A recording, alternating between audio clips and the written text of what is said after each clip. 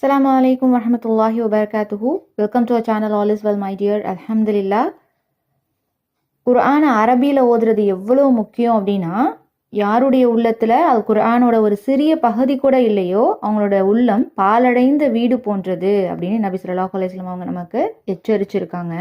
அது மட்டும் இல்லாமல் அல் குர்ஆனோட 2 விதமான தொடர்புகளை ஏற்படுத்துறது ஒவ்வொரு முஸ்லீமின் மீது கட்டாய கடமை. அதில் ஃபஸ்ட்டு என்னென்னா, திருக்குறானை பொருள் அறிந்து நம்ம படிக்கணும், அதோட கட்டளைகளை புரிஞ்சுக்கிட்டு அதன்படி நம்மளோட வாழ்க்கையை அமைச்சுக்கணும். அது மட்டும் இல்லாமல் அல் குர்ஆனை அரபியில் அதிகமாக ஓதுறது மூலயமா அளவற்ற நன்மையை நம்மளால் பெற முடியும்.